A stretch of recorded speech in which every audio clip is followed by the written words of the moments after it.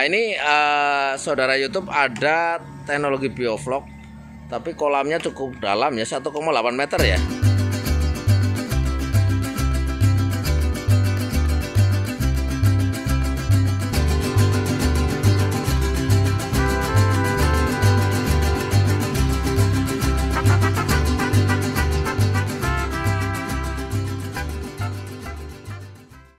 Assalamualaikum, selamat siang sahabat YouTube.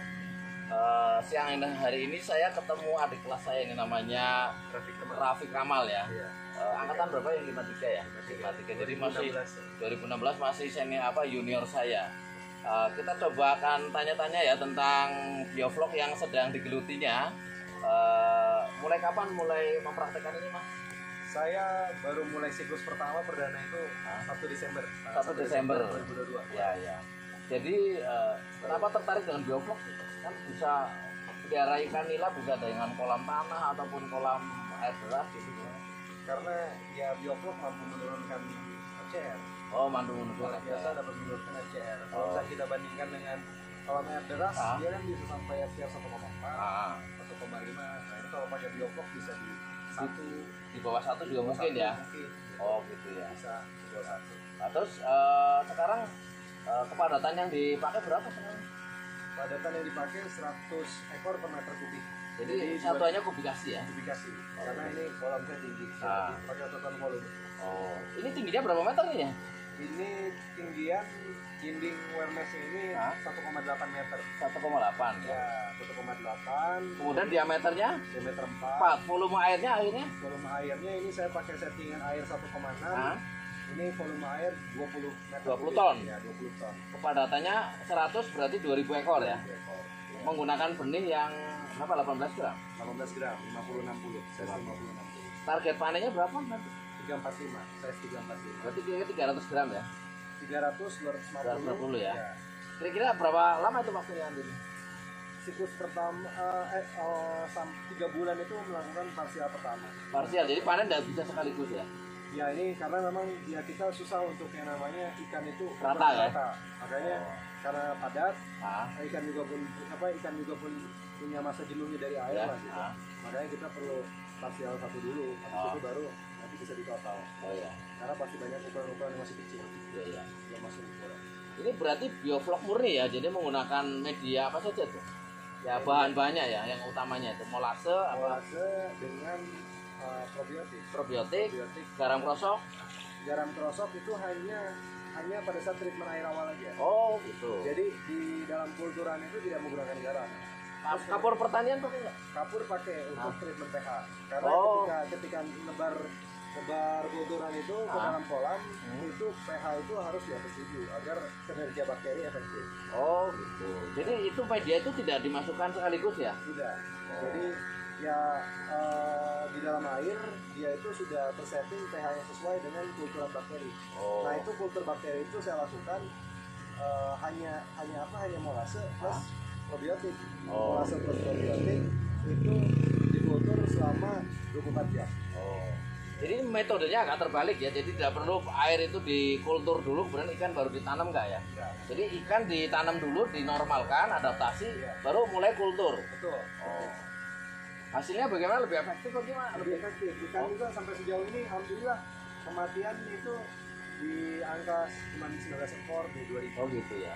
Dari hasil sampling yang sudah ada ini kira-kira FCR berapa nih? FCR kemarin kita udah sampling FCR di 0,97. Oh gitu. Kemudian tuh ada juga yang memang ini juga karena memang sampling ya kita belum tahu secara dasar. Ada yang 1,07. Oh jadi FCR 1 lah. Iya. Jadi ini udah umur berapa bulan nih? Ini umur baru 50 hari. 50 hari ya. Oh iya. Kira-kira nanti akan dijual kemana ikannya? Rencananya kita pengen olah. Oh diolah.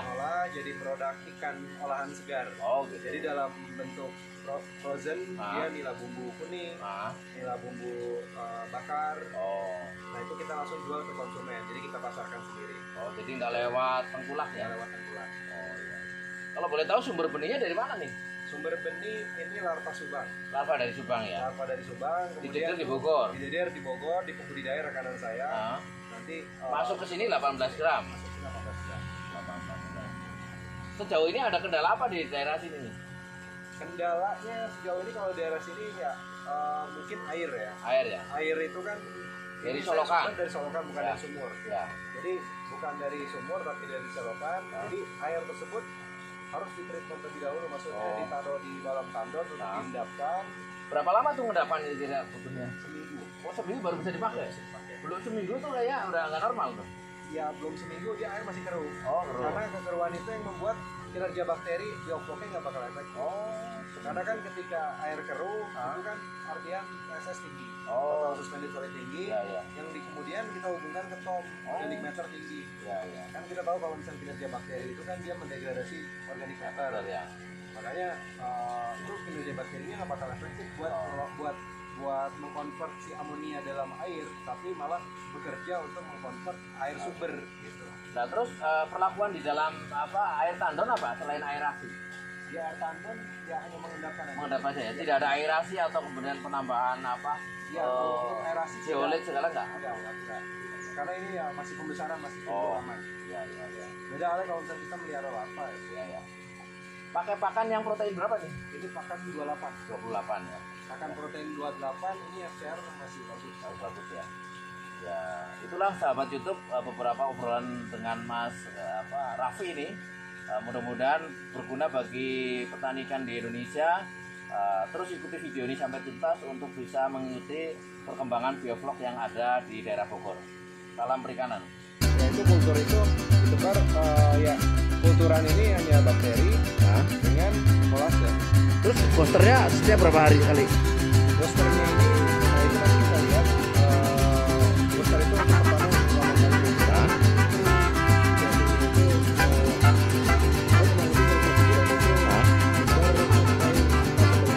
kali per minggu lah ya kira-kira ya posternya ya.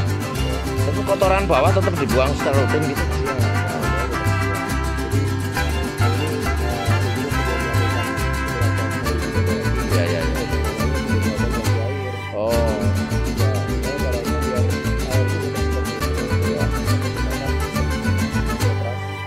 Kalau diameter 4 titik diffusernya ada berapa? 5 ya? 7 ya? Dan itu letaknya ada di dasar? 10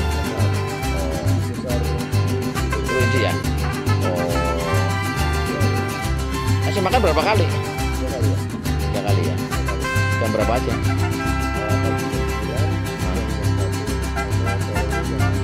Kemudian ngecek vlognya dilakukan tiap berapa hari? Tiap hari? Pakai corong tuh? 15 ya. Standarnya berapa? 10 cm tetap itunya. 20 ya. Kalau lebih dari over 20 udah harus buang air ya. Terlalu over ya. Memang ada yang berpendapat seperti itu. Ya.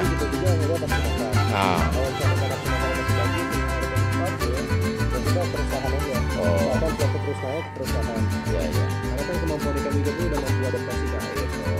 Karena sampai sekarang juga pun ini ada kolam yang dia itu vlognya 26, 27, ada yang 30-an. Iya. Gitu. Nah memang kalau misalkan pH-nya udah mulai terus turun, tambah kapur dia nggak naik-naik, berarti itu memang harus ganti air. Ya. Gitu. Bisa ini ya coba dikasih makan kayak apa nafsunya, ada nggak makannya? Ada. Coba.